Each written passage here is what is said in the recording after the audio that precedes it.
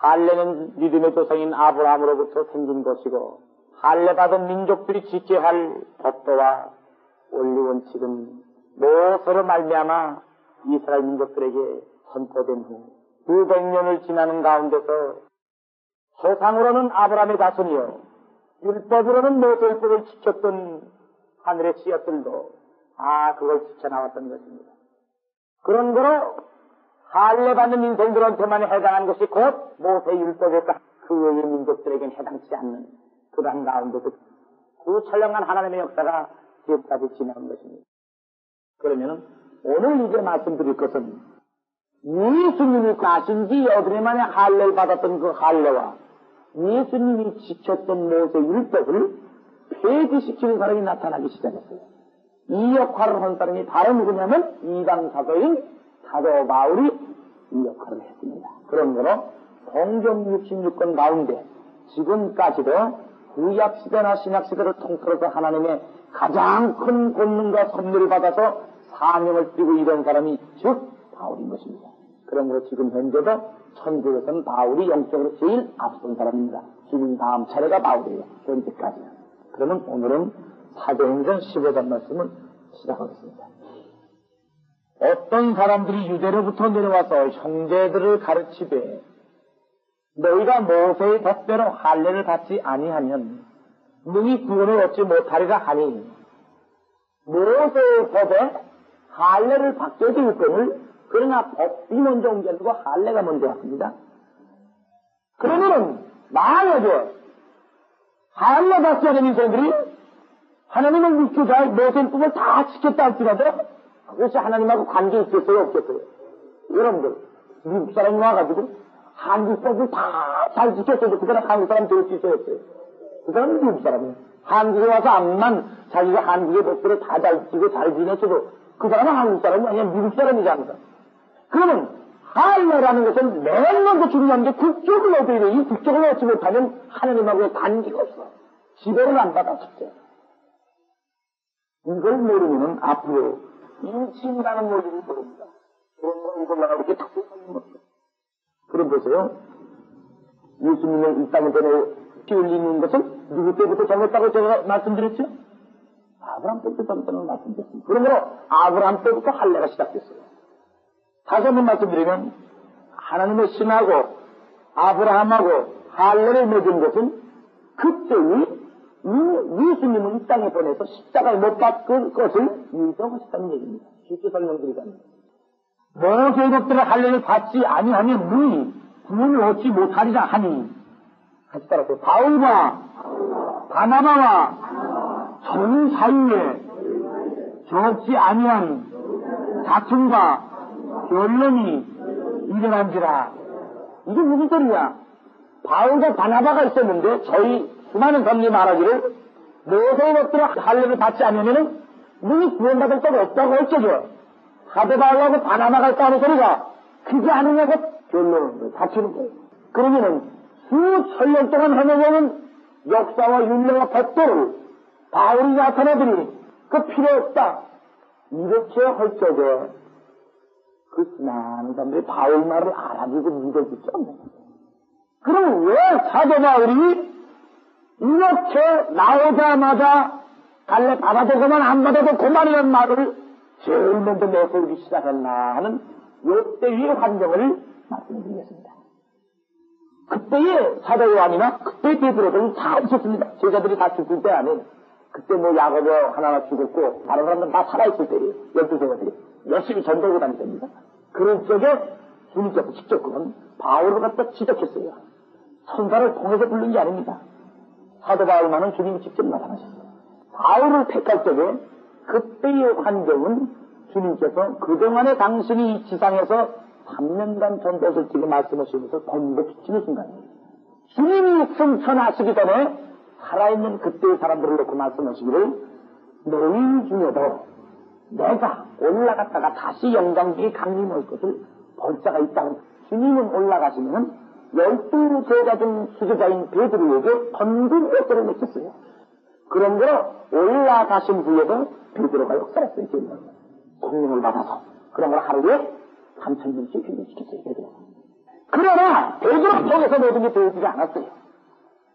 그러면은 사도 바울이 나타나기 전 베드로는 분명히 아브라함의 자손이요 할례 받은 민족에게 복음 전함을 맡은 것은 예수님께서 베드로에게 모든 걸 줘가지고 베드로로 하여금 끝을 맺으려고 그랬어요. 그러므로 베드로가 설교할 적에 분명히 내가 말씀에 남겨내서 물부터 성령을 부어줄 적에 젊은 자를 보고 누리며 꿈을 꾸게 한데 성경에 얘기한 말씀을 했어야 안 했어요. 베드로가 이것을 과거에 하나님의 사람이 가르칠 적에 베드로가 말세를 오인했다 하고 가르칩니다. 이 말세가 무엇인지를 알아요. 이 말세라는 것은 말로 되는 게 아니에요. 신이 나기 발등상 되기를 우편에서 기다리시는 그 심정이 어떠한 사람들이 말세를 억만 번 부르짖어도 안 됩니다. 주님은 하늘에서 살펴보니까는 12제자들은 유식하지 못해. 주님이 평상시에 움직이실 때 12제자들은 다 갈릴리에서부터 시작한 거라 그것에서 제자들을 얻었던 것입니다. 그래서 내려다보니 12제자 중에 쓸만한 인물이요. 하나님의 백성이라는 하여받는 민족들한테는 전도를 할 수 있었어도 이방한테 전하기에는 마땅한 제자들이었거든요. 이런 쪽에 하늘에서 하나님을 위해서 애쓰는 자를 찾기 시작합니다. 이 중에서 가장 멸렬하고 똑똑하게 주는 청년 하나가 있었어요. 이 청년이 예수 믿는 사람으로는 모조리 하나님의 일인들하고 잡아주기의 역할을 했던 즉 바울이었던 거예요. 은혜받아서 하나님의 말씀을 전하는 스데반을 돌로 때려 죽일 적에 옳게 여겼던 청년 사울이었던 거예요. 이 바울을 주님이 기억하십니다.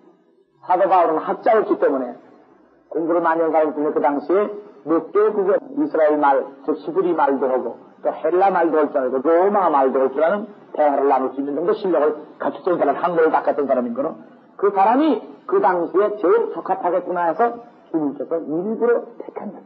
그런 거로 바울이 사무석으로 수많은 예수 믿는 사람들을 잡아주기는 공문서 준말하고 구성영장 지금 말하고는 그걸 가지고 가르쳐줘 대낮에 주님이 빛 가운데 나타났습니다. 그랬을 적에 바울은 눈을 못 뜨고요. 할 적에 바울아 주님 주시오니까 내가 핍박하는 나사렛 예수다.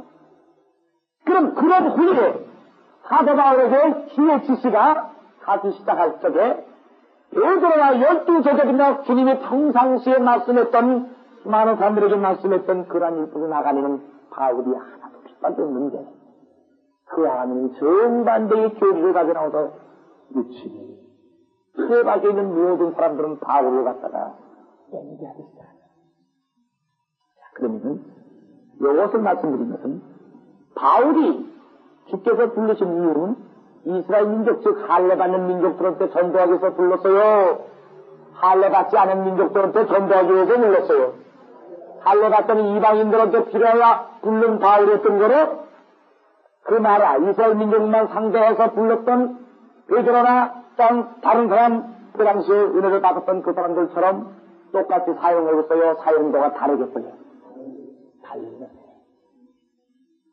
그러면 바울한테 주는 성령이나 베드로한테 주는 성령이나 성령이 달라요?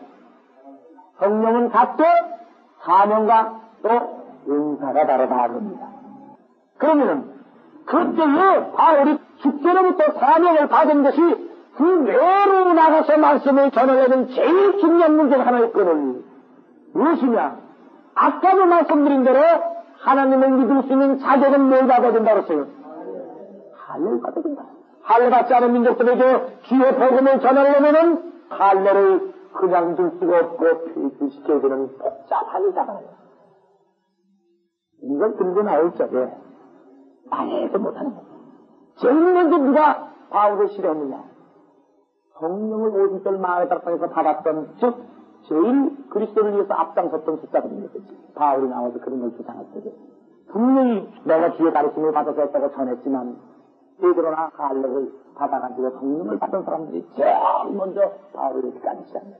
우리 주님도 나신 여들의 말을 받았고 우리 주님보다 먼저 세리원도 나신 여들의 말을 받아낸 싫었다고 떠들냐. 지금 말하자면 너 독대기다 말해서 마주시기다 좀 있을 때 여기 바울이 불하지라 하루 이틀에 있지 않아요? 그러면 잘 보세요. 그러면 그와 같이 움직여 나간 것은 하늘의 사정이 땅에 예정한 사정대로 됐어요? 안 됐기 때문에 그래요. 안 되기 때문에 주님도 어쩔 수 없이 바울을 쓰기 시작합니다. 만약에 베드로를 통해서 교회 줬으면 바울이 필요 있어야겠어요. 그러면 바울이 그 당시에 그와 같이 할례를 폐지시키는 것을 가지고 나왔으면은 베드로도 또한 야고보도 수많은 12세 정도 성령을 받은 사람이 못 받은 사람이에요. 부족한 사람은 충만한 사람들이에요. 충만한 사람들인데 바울이 할례가 되었다고 외쳤을 적에 성령이 베드로나 12세들한테 내가 바울을 일으켜준다고 지시했어요? 안 한 거예요? 안 한 것 같습니다. 당사자로는 가르치지 이미 움직이는 사람들은 바울을 몰랐어도 바울은 12세들이 움직인 거 알고 있는 거죠. 그럼 그네들이 바울을 핍박하고 저런 할 적에 바울 자신이 자기가 핍박을 받아야 된다는 원리를 알고도 남는 사람이에요. 그러므로 핍박하는 사람들을 논하지 않아요. 그럴 때 바울은 이미 은혜를 받은 교인들하고 한두 번 다툰 게 아니에요.